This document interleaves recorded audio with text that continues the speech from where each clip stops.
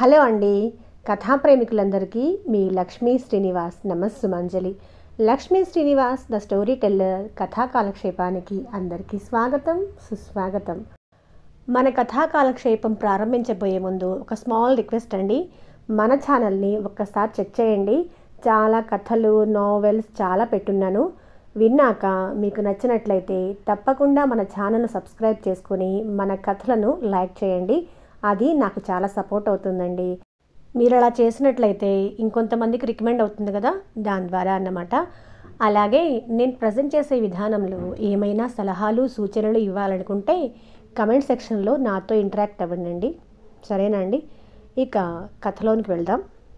కథ కురుమద్దాలి విజయలక్ష్మి గారు రాసిన అమ్మో అమ్మాయిలు 3వ భాగం నా మాటల్లో. ఏంట్రా వాగావు? జిడ్డు వదిలింది, నువ్వు జిడ్డులో దాపరించావు. ఇంకేం మాట్లాడటానికి టాపిక్ లేక నవ్వి నోరు మూసుకున్నారు. బామ్మగారింట్లో అబ్బులు, వ్యాకరణ చేరి వారమైంది. ఈ వారంలో ఆ కాంపౌండ్లో ఉన్న అన్ని కుటుంబాల ఫార్స్ చూశారు. కాకాకీమం ఉపయోగించి బామ్మగారి వద్ద మరింత చనువు సంపాదించి మరింత బుద్ధిమంతులు అనిపించుకున్నారు. బామ్మగారి కథ కమామేషు తెలుసుకున్నారు. బామ్మగారికి ఒక్కడే కొడుకు, ఆ కొడుక్కి ఒక్కతే కూతురు. ఆ కూతురే బామ్మగారి మనవరాలు జయచిత్ర. బామ్మగారికి పల్లెటూరులో ఓ ఇల్లుంది. ఇక్కడిది కాక జయచిత్ర తల్లి, తండ్రి పల్లెటూరులో ఆ ఇంట్లో ఉంటే జయచిత్ర చదువు కోసం తోడుగా బామ్మగారు ఈ బస్తీలో ఈ ఇంట్లో ఉంది. బామ్మగారికి తోడు కోసం బ్రతుకు తెరువు సాధనాల్లో కొంపని ముక్కలు ముక్కలుగా చేసి అద్దెలకు ఇవ్వటం మామూలుగా జరుగుతున్న కథే కాబట్టి బామ్మగారు ఉన్న కొంపని ముక్కలు చేసి అద్దెలకిచ్చారు. ఇది కథ. ఓ రోజు జయచిత్ర పుట్టినరోజు వచ్చింది. జయచిత్ర అన్ని వాటాల్లో వాళ్ళకి స్వీట్లు పంచిపెట్టింది. జయచిత్రకి ఇష్టం లేదు, బామ్మగారు బాధపడతారని స్వీట్స్ పంచిపెట్టడం వరకే పరిమితం చేసింది. స్వీట్స్ తీసుకొని వ్యాకరణ, అబ్బులు ఉన్న గదిలోకి వచ్చింది. కడ్రాయర్ ధరించి బస్కీలు, దండీలు తీస్తున్న వ్యాకరణ, అబ్బులు జయచిత్రను చూస్తూనే గబుక్కులు లుంగి కట్టుకొచ్చారు. రాకూడని సమయంలో వచ్చానేమో అని నిజంగా సిగ్గుపడింది ఆ అమ్మాయి. జయచిత్ర అడుగులో అడిగేసుకుంటూ లోపలికొచ్చి చెరో 2 స్వీట్స్ ఇచ్చింది. స్వీట్స్ ఎందుకు పంచి పెడుతున్నారో కనుక్కోండి అంది జయచిత్ర. అబ్బులు కాసేపు ఆలోచించి కనుక్కున్నాను అన్నట్లుగా గాల్లో ఓ చిటికేసి తెలిసింది పెద్ద మనిషి అయినప్పుడు, పేరంటమప్పుడు, పెళ్లి కూతుర్ని చేసినప్పుడు అంటూ ఇంకా ఏదో గుర్తు చేసుకుని చెప్పబోతున్నాడు అబ్బులు. వ్యాకరణ అబ్బులుగాడిని జబ్బగిల్లాడు. ఇంకా వేసేరా? శీర్షాసనం వద్దురా అంటే 2 సార్లు వేశావు, తెలివి మించిపోయింది నీకు అంటూ కోపడ్డాడు. నీవేం ఆసనం అఘోరించలేదుగా, నీ తెలివి చూపి స్వీట్స్ ఎందుకు ఇచ్చారో చెప్పు అన్నాడు అబ్బులు. జయచిత్ర గారిని అడిగితే పోలా అన్నాడు వ్యాకరణ తెలివిగా. ఇదా నీ తెలివి? నీ ముఖంలా ఉంది కసురుకున్నాడు అబ్బులు. నా ముఖానికేం కవచకుండలాలు తప్ప దేనికి లోటు లేదు. ఎన్టీ రామారావు గారు చక్రధారి సినిమా తీసేటప్పుడు కాకి చేతి కబురంపినా కర్ణుడి పాత్ర వేయటానికి పరిగెత్తుకెళ్ళేవాడిని. ఈ అబ్బునాదానికి మూతి మీద పళ్ళున్నాయి, మాటకు ముందు పళ్ళికిలిస్తాడు. మీరు నమ్మండి నమ్మకపోండి అమ్మాయి గారు, నా చిన్నప్పుడు మా ఊళ్ళో హరిశ్చంద్ర నాటకం వేశారు. నాటకంలో బాలకర్ణుడిగా నన్నే పెట్టుకున్నారు. అదేంటి మీరు నవ్వుతున్నారు అన్నాడు వ్యాకరణ. శీర్షాసనం వేసి అబ్బుగారు, శీర్షాసనం వేయకుండా మీరు, ఎందుకులేండి చెప్తే మీరు బాధపడతారు అంటూ నవ్వింది జయచిత్ర. అబ్బులు, వ్యాకరణ నీరు కారిపోతూ నుంచున్నారు. ఈ పిల్ల మరీ ముఖం మీద నవ్వేస్తోంది, బొత్తిగా మేనస్ తెలియదు అని మనసులో తిట్టుకున్నాడు అబ్బులు. జయచిత్ర గడుగ్గాయి. ఓసారి అల్లరి చెయ్యాలి అని వ్యాకరణ మనసులో మండిపడ్డాడు జయచిత్ర మీద. కానీ వెంటనే చిరునవ్వు పులుముకొని పొగడ్తలు మొదలుపెట్టాడు. ఏంటో జయచిత్ర గారు, ఈరోజు 13 ఏళ్ల కన్యలా ఉన్నారు అన్నాడు వ్యాకరణ. మరే అంటూ తల తాటించి భూతద్దాలు సవరించుకున్నాడు అబ్బులు. స్వీట్స్ చాలా తీయగా ఉన్నాయి. మరే జయచిత్ర గారు లాగానే కోపంగా చూస్తున్నా అందంగా ఉన్నారు. ఎందుకని? ఏమో. జయచిత్ర మధ్యలో కలగ చేసుకుంది. నేను వెళ్తున్నాను, మీరిద్దరూ ఇలా వాదులాడుకుంటూ ఉండండి. ఈరోజు స్వీట్స్ పంచిపెట్టడానికి కారణం నా బర్త్డే అంటూ పారిపోయింది అక్కడి నుంచి. బర్త్డేయా? నోరు తెరిచాడు వ్యాకరణ. అంటే పుట్టినరోజా? తల తడుముకున్నాడు అబ్బులు. 2 ఒకటేరా. తెలుసు. ఏం తెలుసు? 2 ఒకటే అని. జయచిత్ర బర్త్డే అని అఘోరించావు. ముందే చెప్పి ఆడకూడదు. ఏడవచ్చు, నా బర్త్డే నాడు ఏడుస్తారా అని పాత చెప్పు తీస్తుంది. పాయింటే, ఇప్పుడేం చేద్దాం? ఏదైనా ప్రజెంటేషన్ కొనిద్దాము. ఏం ప్రజెంటేషన్? పాలపీక తీసే. పోనీ గిలక్కాయ అది తీసేయి. 2 జళ్ల సీతబొమ్మ వద్దు వద్దు, అజీర్తి, పళ్ళు రాల కొడతాను. ఏది చెప్పినా పనికి రాదంటావేంట్రా? జయచిత్ర పాలు తాగే పాపాయంట్రా. బుద్ధుందరా నీకు? ఉంటే అదేం చేస్తుంది? గడ్డి తింటుందా? మనసంటూ ఉందా నీకు? ఉంటే అదేం చేస్తుంది? మేత మేయటానికి వెళ్ళిందా అంటూ వ్యాకరణ కోపగించుకున్నాడు. అబ్బులు భూతద్దాల కళ్ళజోళ్ళలోంచి వ్యాకరణని ఎగాదిగా చూసి కథ చాలా దూరం పోయింది అన్నాడు. తెల్లబోయాడు వ్యాకరణ. కథ? ఏం కథ? దూరం పోవటం ఏంటి? ఏమా కథ? ఏంటా మాటలు? మనసులో ఒకటి పెట్టుకొని పైకి మరొకటి అఘోరించకు. చెప్పేదేదో ముక్కు సూటిగా చెప్పి తగలడు అంటూ మరోసారి గయ్యమన్నాడు. బర్త్డే అంటే పుట్టినరోజు, అంటే పుట్టినప్పుడే పుట్టినరోజు అంటారు, అంతే. అంటే మరొకసారి అంటే మాట సాగదీసావని చంపేస్తాను, పాతేస్తానురా నిన్ను. చిచి, ఈ మధ్య నా నోట్లోంచి ఏ మాట వచ్చినా చంపేస్తాను, నరికేస్తాను అంటున్నావు. ఇదంతా ఆ జయచిత్రమ్మ తల్లిని చూసిన తర్వాతే నీకు పుట్టింది. అంత క్రితం ఎంత ప్రేమగా ఉండేవాడు నేనంటే శత్రువునైపోయానురా నాయన, శత్రువుని. ఇదివరకటి ప్రేమ ఏది, ఆప్యాయత ఏది, ఆ ముద్దేది, ఆ ముచ్చటేది అని అబ్బులు కళ్ళజోడు తీసి కళ్ళు తుడుచుకొని మళ్ళీ కళ్ళకి జోడు తగిలించుకొని ముక్కు ఎకబీల్చి మోకాళ్లలో తల దూర్చుకున్నాడు. వ్యాకరణ నెమ్మదిగా అబ్బులు పక్కన కూర్చొని అబ్బులు తల మీద చెయ్యేసి ఆప్యాయంగా నిమురుతూ, అబ్బు, మై డియర్ అబ్బు, ఏడవకమ్మా. జయచిత్ర కాదు, వాళ్ళ నాయనమ్మ వచ్చినా నేను మారణగాక మారను, సరేనా? ఒకటే శరీరంగా ఒకటే ప్రాణంగా ఉందాంగా, నీ ఇష్టం. జయచిత్రకి ఆఫ్టర్ ఆల్ 5 పైసలది కొనిమ్మంటే అదే ఇస్తాను.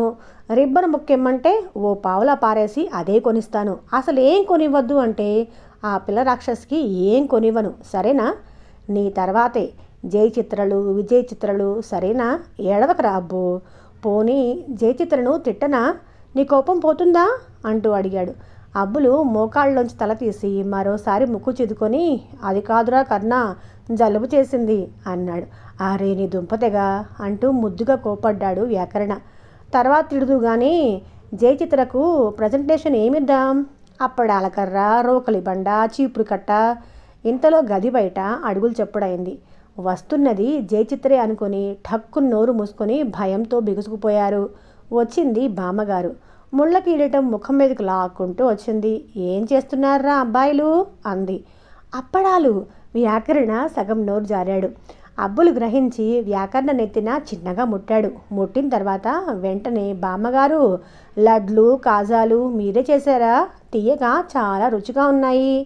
నేను కర్ణ లడ్లు ఎంత తీయగా ఉన్నాయో, కాజాలు ఎంత కమ్మగా ఉన్నాయో తెగ చెప్పుకుంటున్నాం. ఇంతలో మీరొచ్చారు అన్నాడు.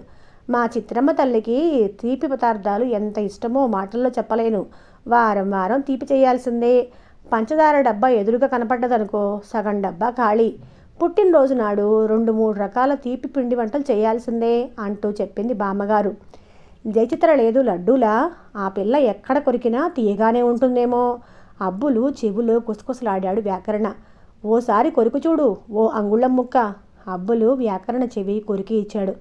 ఆడపిల్లలా సిగ్గుపడ్డాడు వ్యాకరణ.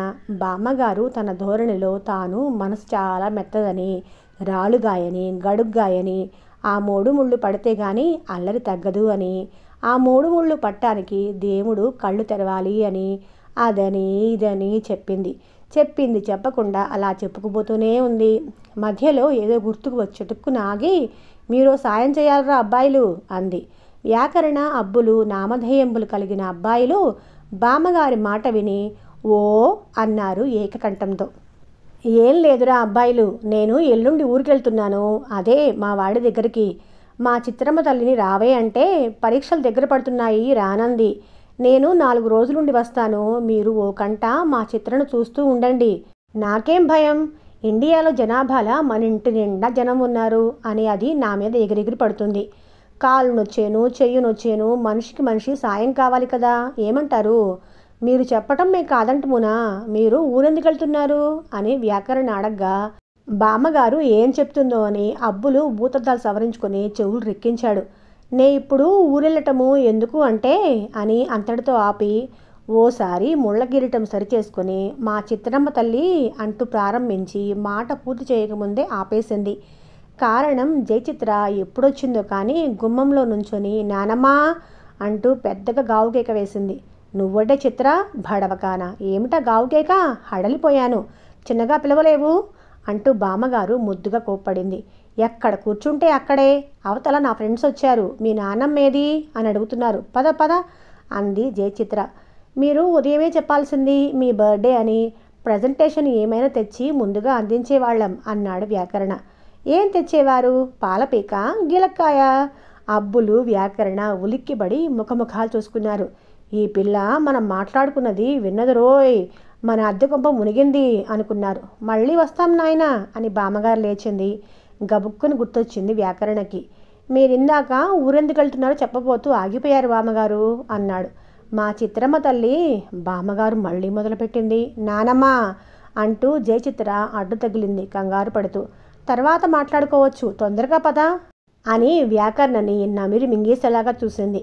వ్యాకరణ అబ్బులి భూతద్దాల్లో తన చూపులు దాచుకున్నాడు. అదేమిటే చిత్ర అంటున్న బామ్మగారిని వారించి, మీకు పనిలేదు, నానమ్మకి పనిలేదు.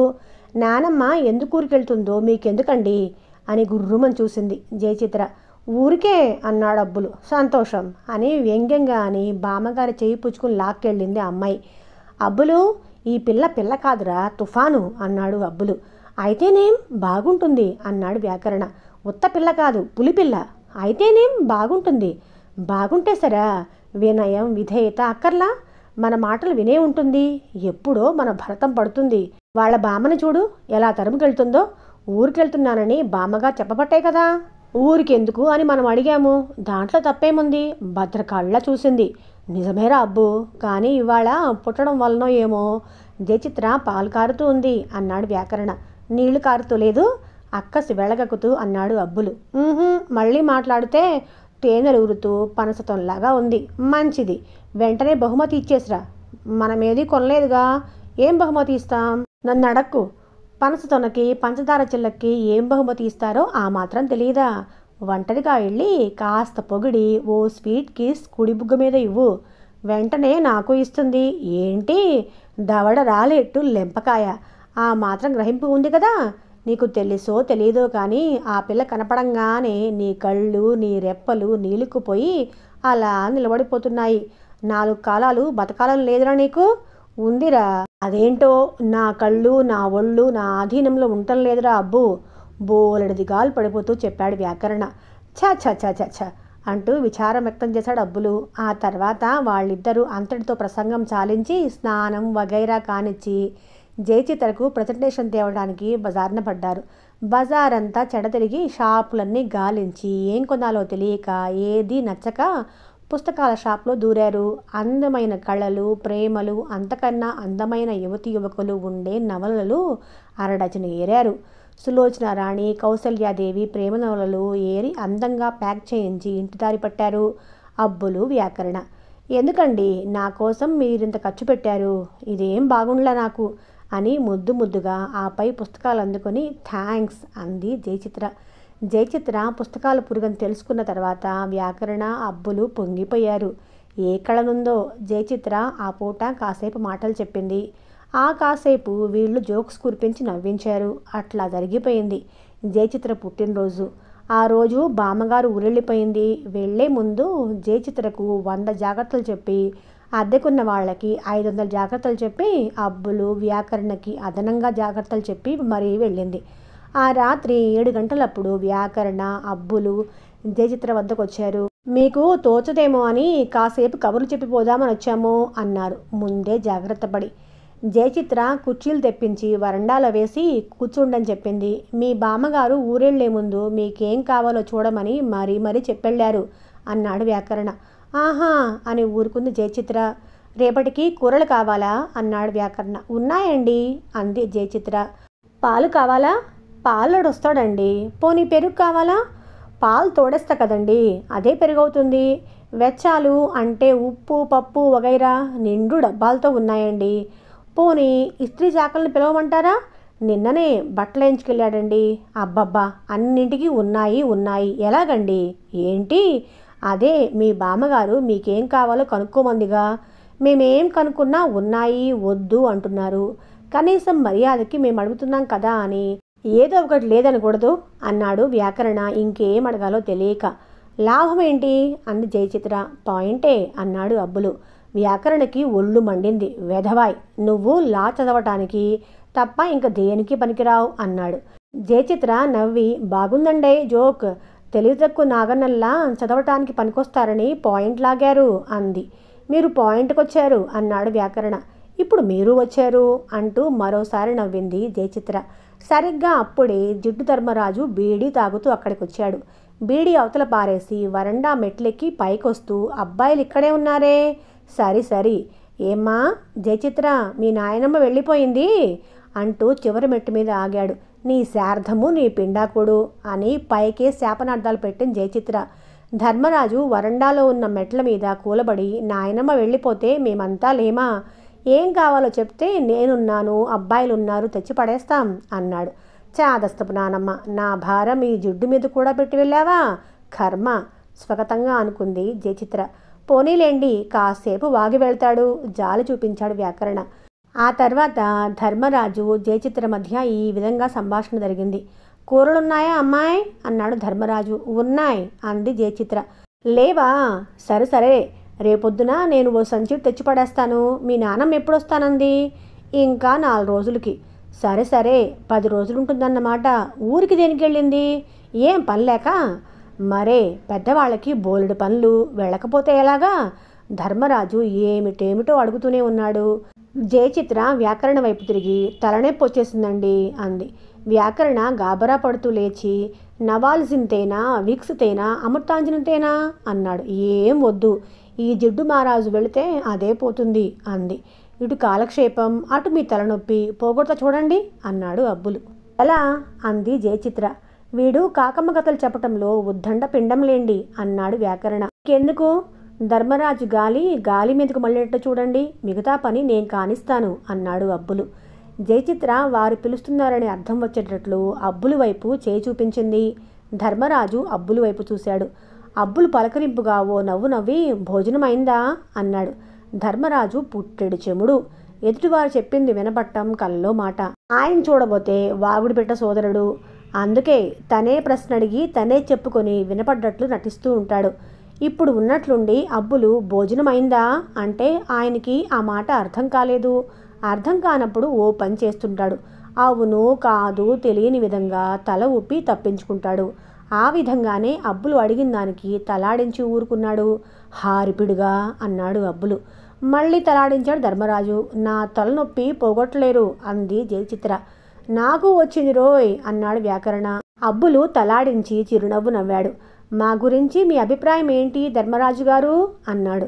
కుర్చీలోంచి కాస్త ముందుకు వంగి ధర్మరాజు వైపు భూతద్దాల్లోంచి తీక్షణంగా చూసి అబ్బులు ముక్కవళికలను బట్టి ఏదో పెద్ద ప్రశ్న అడిగాడని, దానికి తల ఆడిస్తే చాలదని జవాబు చెప్పాల్సి ఉంటుందని ధర్మరాజు గ్రహించాడు. ప్రశ్న తెలిస్తేగా జవాబు చెప్పటానికి. జిడ్డు ధర్మరాజుకిది బ్రిలియంట్ బుర్ర కాబట్టి నిజమేనోయ్ అన్నాడు. మీ గురించి ఆయన గారి అభిప్రాయం అది విన్నారుగా అంది జయచిత్ర. దారిన పడ్డ సంభాషణ సాగదీస్తా చూడండి అన్నాడు అబ్బులు. అలా అన్నా బాగుంది అన్నాడు ధర్మరాజు. రేపొద్దున కూరలు తేవాలా అండి? చాలా బాగుంది. కూరలు తేవాలంటే బాగుందంటారేంటండి? నా అభిప్రాయం నేను చెప్పాను అబ్బాయి. ఈయన గారికి మీరు ఎలా ఇల్లు అద్దెకి ఇవ్వగలిగారండి జయచిత్ర గారు? మొదట ఈయనొచ్చాడా? ఈయన భార్య వచ్చిందా అండి? ముఖం ధర్మరాజు వైపు పెట్టి జయచిత్రను అడిగాడు అబ్బులు. ఈయన వస్తే ఇల్లెలా ఇస్తామండి? భాగం ఖాళీ లేదంటే ఉందా అని యక్ష ప్రశ్న వేసి చంపుతాడాయా? ఉంది అంటే ఖాళీ భాగాలు లేవు అని వెళ్ళిపోతాడు. ఇలాంటివన్నీ ఆవిడగారే చూసుకుంటుంది అంది జయచిత్ర. అబ్బులు అడిగిన దానికి ధర్మరాజు నీ అభిప్రాయంతో ఏకీభవిస్తున్నానబ్బాయ్ అన్నాడు. నా పిండాకుడు అన్నాడు అబ్బులు. సంతోషం అన్నాడు ధర్మరాజు. గతుక్కుమన్నాడు అబ్బులు. వ్యాకరణ జయచిత్ర జాయింట్గా నవ్వారు. ఆ అబ్బులు చిరుగోపం తెచ్చుకొని నవ్వండి నవ్వండి అన్నాడు. మళ్ళీ అబ్బులు పెదవుల కథలకి చూసిన ధర్మరాజు కొన్ని అలాగే ఉంటాయబ్బాయ్ అన్నాడు. అబ్బులకి ఏం చెయ్యాలో తెలియక అర్జెంటుగా ఆలోచించి ఒరే కర్ణ, ఈ జిడ్డు గారిని మనం జాయింట్గా ప్రశ్నలేద్దాము కానీ అన్నాడు. వ్యాకరణ తల ఊపాడు. తన కుర్చీని ధర్మరాజు కూర్చున్న మేడాకి దగ్గరగా జరుపుకున్నాడు. అబ్బులు కుర్చీని ధర్మరాజుకు దగ్గరగా జరుపుకున్నాడు. అబ్బులు వ్యాకరణ తన దగ్గరగా జరిగి కూర్చోటం ధర్మరాజు చూసి కాస్త కంగారు పడ్డాడు. ధర్మరాజు కాలు విరిచేస్తాను అన్నాడు వ్యాకరణ అబ్బులు వైపు తీవ్రంగా చూసి. మీరే చెప్పండి, కాలు విరవటం అధర్మం కదూ, ఏ చెయ్యి అయినా పర్వాలేదు అని అబ్బులు ధర్మరాజు వైపు చూశాడు. కాలే నయం, కుంటాడిగా బతుకుతాడు. అసలే ఆయనకి చెవుడు, చెయ్యి లేకపోతే పర్వాలేదు, విరిచెయ్యి, ఏది విరగొట్టమంటారో చెప్పండి, మర్యాదగా నా వైపు మాట్లాడండి, ఏది విరగొట్టమంటారు? ధర్మరాజు వైపు చూసి ఇరువురు తీవ్రంగా మాట్లాడి మీరు చెప్పండి ఏం చెయ్యాలో అన్నట్లు ధర్మరాజు ముఖంలోకి చూస్తూ ఆగారు ఇరువురు. ధర్మరాజుకి వెలక్కాయ గొంతుకు అడ్డంగా పడినట్లయింది. ఎందుకు అబ్బాయిలు ఇంత చిన్న విషయానికి పోట్లాడుకుంటున్నారు? నువ్వు చెప్పేది బాగానే ఉంది, అతను చెప్పింది బాగానే ఉంది, ఇద్దరూ ఓ మాటకు వచ్చి కానివ్వండి అని ఆనందంగా చిరునవ్వుతో అంటున్నాడు. జయచిత్ర పగలబడి నవ్వింది. సలహా చెప్పినా ఇంకా కోపంగా చూస్తారేమిట్రా అబ్బాయిలు, నా మాట నచ్చలేదా? పోనీ ఓ పని చేయండి, మీ ఇద్దరిలో పెద్ద ఎవరో వాళ్ళ మాట రెండో వాళ్ళు వినండి, నాకు అభ్యంతరం లేదు అన్నాడు ధర్మరాజు. పెద్దాన్ని నేను కాబట్టి మీ కాలు నేనే ఇరుస్తాను అన్నాడు వ్యాకరణ సీరియస్గా ధర్మరాజు కళ్ళల్లోకి చూస్తూ. అలా అన్నావు బాగుంది అన్నాడు ధర్మరాజు. ఈ దఫా జయచిత్రతో పాటు అబ్బులు వ్యాకరణ కూడా నవ్వారు. తనేదో పొరపాటు మాట్లాడాను అని ధర్మరాజు గ్రహించాడు. ఇంకా అక్కడే కూర్చుంటే మరింత నవ్వులు పాలు కాక తప్పదని మోదా మించి లేచి వస్తాన్రా అబ్బాయిలు, నిద్ర వస్తుంది, అన్నదమ్ముల్లా కనిపిస్తున్న స్నేహితులు అనవసరంగా పోట్లాడుకోకండి, నువ్వన్నా చెప్పమ్మా, ఎవరో ఒకరు రెండో వారి మాట విని అలా చెయ్యమని అని సలహా ఇచ్చి ధర్మరాజు వెళ్ళిపోయాడు. ధర్మరాజు వెళ్ళిన తర్వాత ముగ్గురు అలా పడి 10 నిమిషాలు నవ్వుకొని తర్వాత నవ్వాపేసి పాపం అనుకున్నారు ధర్మరాజును తలుచుకొని. నిజమే, పాపం అనిపిస్తుంది, ఎగతాళి చేయకూడదు, నవ్వకూడదు అనిపిస్తుంది. ఓ కుంటివాడినో గుడ్డివాడినో చూసి నవ్వామనుకోండి, అది మానవులు చేయాల్సిన పని కాదు, రాక్షసులు చేసే పని. చెమిటి వాళ్ళని మూగవాళ్ళని తలుచుకుంటే పాపం అనిపిస్తుంది, కానీ వారి చేష్టలు వద్దన్న నవ్వు తెప్పిస్తాయి అంది జయచిత్ర. నిజం కాబట్టి నిజమే అని ఒప్పుకొని తలాడించారు అబ్బులు వ్యాకరణను. తలనొప్పి తగ్గిందా అండి? వ్యాకరణ అడిగాడు. మీరు ధర్మరాజు కాలు విరగొట్టినప్పుడే నా తలనొప్పి తగ్గిపోయింది అంది జయచిత్ర. కాసేపు ముగ్గురు కబుర్లు చెప్పుకున్నారు. తర్వాత ఆ అమ్మాయి దగ్గర సెలవు తీసుకొని వచ్చేశారు అబ్బులు వ్యాకరణ. ఆ రాత్రి జయచిత్ర కల్లోకి వ్యాకరణ, వ్యాకరణ కల్లోకి జయచిత్ర వచ్చారు. అబ్బులు కల్లోకి ధర్మరాజు, నాథ అంటూ వృద్ధ సుకన్య వచ్చారు. ఆ రాత్రి అలా జరిగిపోయి తెల్లారింది. రాత్రి బాగా నిద్రపట్టిందా అని అడిగాడు వ్యాకరణ. ఎలా పడుతుంది, మా నాన్నమ్మ ఊరికెళ్ళిందాయే అని పైకని, మీరు రాత్రంతా నా పక్కనే ఉండి అదేం ప్రశ్న అని లోపలనుకుంది జయచిత్ర. తర్వాత మీకు రాత్రి బాగా నిద్రపట్టి ఉందా అండి అని వ్యాకరణ అడిగింది. వ్యాకరణ రాత్రి కల్లోంచి ఇంకా తేరుకోలేదు. ఎలా పడుతుందండి, మరే విచిత్రంగా మాట్లాడుతున్నారు, రాత్రంతా నా పక్క నుండి నన్ను అల్లరి చేశారు, ఏడిపించారు అన్నాడు.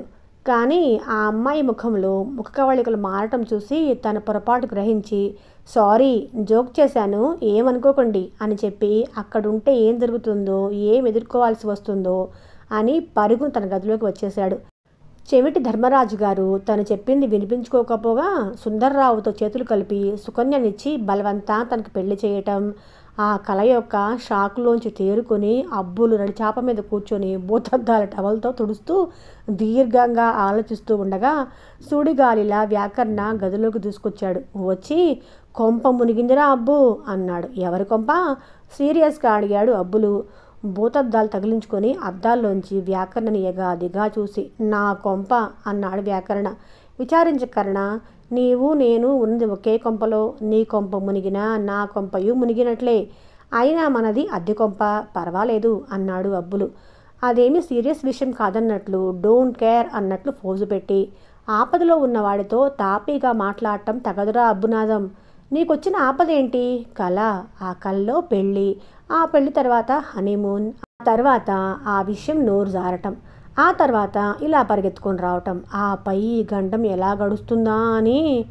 ఈ విషయం విన్న అబ్బులు చాప మీద ఇంతెత్తున ఎగిరిపడ్డాడు. ఒరే కర్ణ, నీకు వచ్చిందిరా కళ అన్నాడు. నీకు వచ్చిందేంటి కళ? ఎదురు ప్రశ్న వేశాడు వ్యాకరణ. వచ్చింది, ప్రేమ, పెళ్ళి, అబ్బబ్బబ్బబ్బా, ఇహ చెప్పలేనట్లుగా కళ్ళు మూసుకున్నాడు అబ్బులు. ఛట్, నాకొచ్చిన కళ నీకు రావడానికి వీల్లేదు. ఇద్దరితో ఎలా పెళ్ళయింది, ఎలా ప్రేమ కుదిరింది, ఎలా ఎలా అంట నన్ను కాదు ఆ విషయం అడగాల్సింది, ఆ జడ్డుని, మామగాడిని, సుకన్యమ్మని కసిగా అన్నాడు అబ్బులు.